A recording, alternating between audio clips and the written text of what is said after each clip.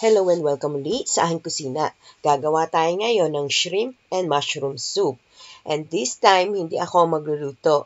This is a recipe shared by my brother, si Kuya Tim, na sinend niya sa akin tong video. Ginawa niya para i-share ko rin sa inyo. And here are the following ingredients.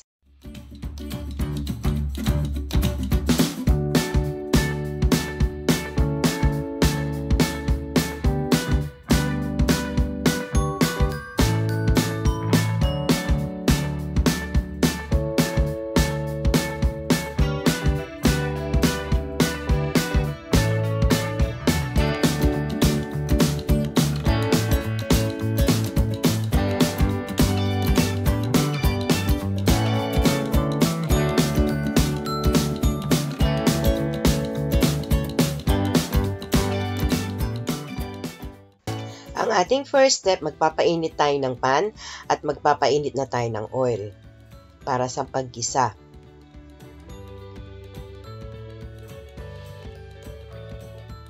Then, igigisa natin yung bawang, yung sibuyas. Palambutin lang natin to. Then, i-add natin yung chicken stock.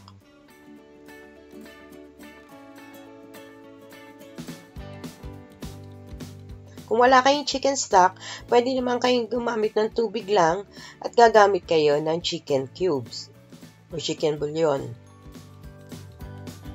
Then, i-add natin yung tinadtad na lutong hipon. Tapos, haluin lang natin.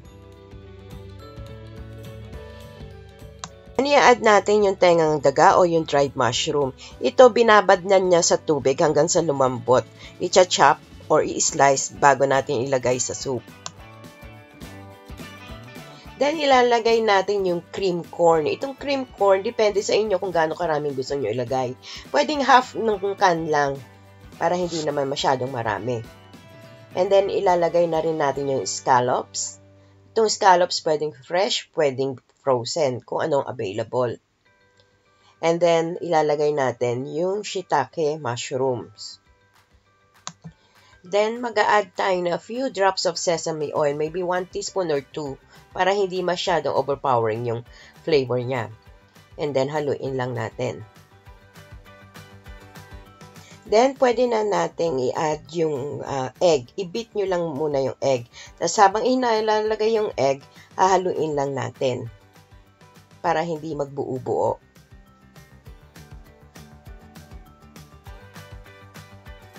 Continuous lang ang halo.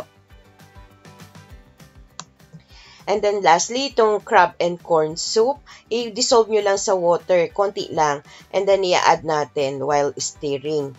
Itong crab and corn soup, may lasa na ito. So, nasa sa inyo na yan kung gusto nyo pang mag-add ng konting salt and pepper to taste. Adjust nyo na lang.